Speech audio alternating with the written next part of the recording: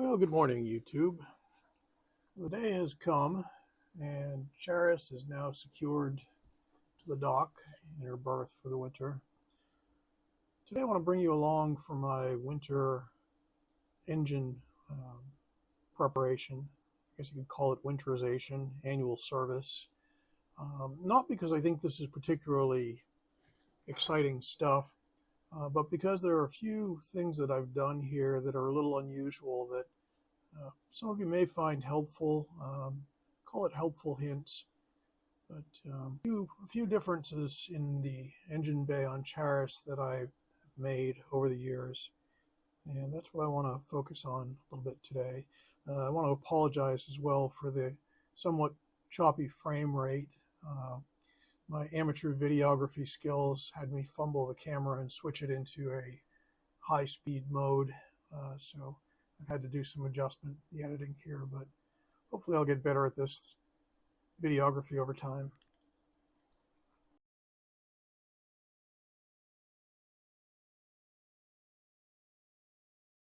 So first suggestion, go on eBay and get yourself an inexpensive LED work light and install it permanently in your engine bay.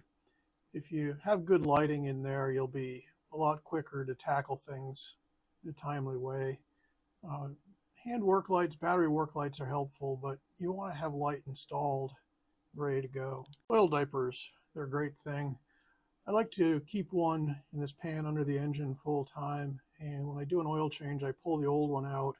Helps you see where the drips may be or may not be, but take the old one out, use that for your oil change, put a nice clean one under there, so next year you've got a fresh start. You can trace any drips that you might have. All credit goes to Beta for the next hack, which is this installed, permanently plumbed to the bottom of the oil pan oil pump.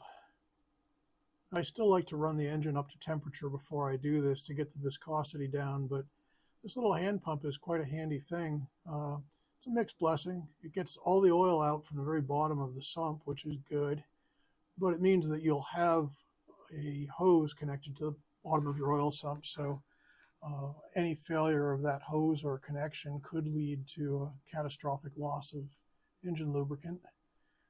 It's got a plug on the outlet as well as a valve just below the pump. It needs to be opened. If you're going to be clumsy like me and drop this plug in the bilge, then you probably ought to have one of these handy magnets, extension magnets, to fish it back out.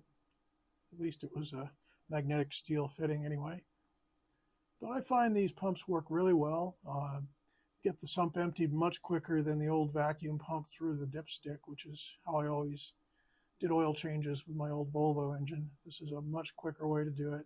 A horizontally mounted oil filter is just going to make a mess. There's no two ways around it.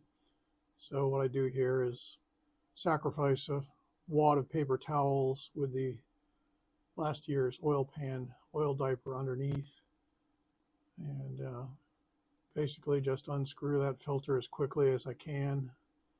But essentially there's going to be about a half a pint of oil spewing out of there, and not much you can do other than catch it before it gets into the bilge and becomes a cleanup.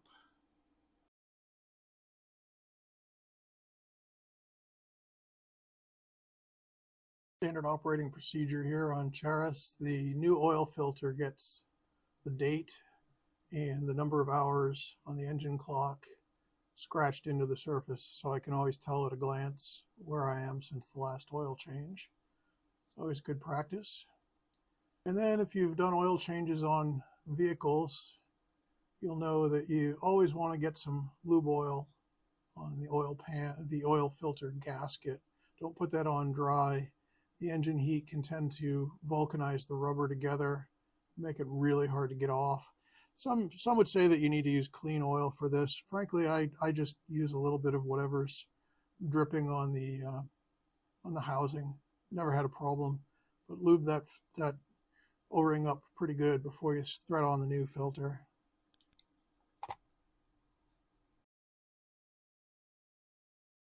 The Beta 25 is about a 4.5 quart oil change, so there's always a little bit of back and forth. I usually put 4 quarts in to start, start it, run it, get the fresh oil circulated through the engine, and to fill the filter, and then top it up with the additional half a quart or so to get the dipstick where it wants to be. Next up on the agenda, well, we've got our hands all nice and oily from the oil change. I'm going to change the primary Raycor fuel filter. I've noticed there's a little bit of sludge in the bottom of the bowl, so I'm going to use my oil drain hose from the Beta pump, the petcock on the bottom of the Raycor. It's a handy thing that these have. I'll drain that into the same container as my waste lube oil. So the Raycor that I use is a 500 MA. There's a pair of them here, and these are way oversized, but it allows me to use a 2-micron primary filter. And since final filtration of the Beta filter is 2 micron, essentially those Beta filters last a very long time before they start to foul. In between the two Raycors, I have installed a 12-volt fuel pump. This is just an automotive generic gasoline fuel pump. It's on a Y valve so that it's not always in line. I can switch it online, run it to fill the filters, and then switch back to drawing directly from the filters to the tank. It's a handy thing because you have to get all of the air out of the top of these filters. Even a tiny amount of air in the top of your primary or secondary filter could very well lead your engine to sputter or stall. Fuel injectors on a diesel cannot pass air, so you've got to get it all out of the system. That's the probably the third hack here that I'll point out. Having some sort of a fuel pump, even if it's as simple as a primer ball that you would see on an outboard, you want to give yourself some way to push fuel into your fuel filters from the tank. Otherwise, this process of changing fuel filters can get awfully messy, where you've got to use a fuel can to sort of try and top them up before you put the cover on. In this case, what I'll do is use the pump to push the sludge out of the bottom of the filter. I'll change that filter. Then I'll put the new filter in and use the pump to refill the filter completely, even to the point of putting the lid on loosely and running the pump until a little bit of fuel overflows and then tightening the lid. Obviously, you want to do all of this with your fuel diaper there, ready to catch the spillage. But it makes changing a fuel filter, not an unmessy process, but at least a relatively quick and efficient process. So a fuel booster pump that you can control while you're in the engine bay is a huge advantage. And it might make the difference between changing a fuel filter in a timely way and procrastinating it and getting yourself into a pickle. So the last phase of this winterization is going to involve flushing salt away and fresh water through the seawater side of the engine cooling system. And there's a couple of things I've done here to make that easier. If you note the left side of the seawater strainer, there is, instead of an elbow, as there is on the starboard or the inboard side, there's a T and a pipe cap in the top of that T. What this does is it allows me to thread a pipe or a pipe fitting and a hose adapter into that and shut the intake seacock, and then take that hose and stick it in a bucket and essentially pull the salt away or the fresh water or the antifreeze through the system. So this was a change that I made when I installed the Beta in 2014, and it's something that I had long wished for. But that simple thing of taking the elbow and replacing it with a T, my only comment is make sure you use bronze. The brass fittings that you can get at the local hardware store are not suitable for seawater connection. You can get these bronze elbows or T's or pipe plugs. The company that makes the strainer here, Groco, sells all of those in good marine quality bronze metal. The second thing about this seawater strainer that's different from the way it was originally installed on Charis is that the cap and the top of the strainer is just above my water line, the loaded water line of the boat. So I have the ability at any time, without closing the seacock, to unscrew the cover of this strainer. And that does two things. Number one, it makes cleaning out eelgrass and other debris that get into the strainer really quick and easy.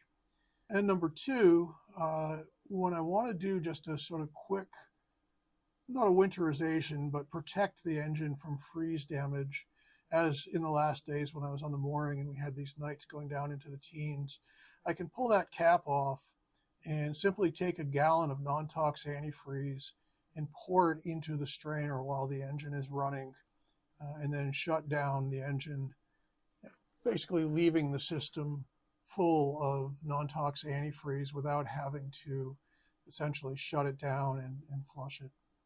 So, if you have the option, always install your strainer such that it's just at or right above the water line, and you can open it without flooding the boat and without closing the seacock. So nothing complicated about this part. We're just essentially pouring fresh water into a bucket, letting the engine draw it through, shutting the engine down, refilling the engine with salt away, pulling that through, and then flushing one or two more times with fresh water just to make sure we've gotten as much or all of the salt, preferably out of the seawater side of the system. And then finally, the last phase is taking your non-tox antifreeze, and I find a gallon is more than sufficient to completely fill the heat exchanger and associated hoses right into the exhaust elbow and the silencer. So you draw the non-tox antifreeze through and shut the engine down, and it is essentially ready to go to sleep for the winter. And the last thing I do here, take some old blankets and an old sheepskin car seat cover, basically drape them and curtain off the engine bay from the aft sail lockers and cockpit. That's just an attempt to keep a little bit of the heat in the engine bay, particularly later when I put a 100-watt light bulb down in the bilge here under the engine to keep the freshwater system from freezing. And that's it. She's all tucked in for a long winter's nap. Well, that's what I've got. So thanks for coming aboard this week. I hope some of these little hacks and hints are useful to some of you. And if you enjoyed the video, please like and subscribe and tell your friends. We'll see you next week.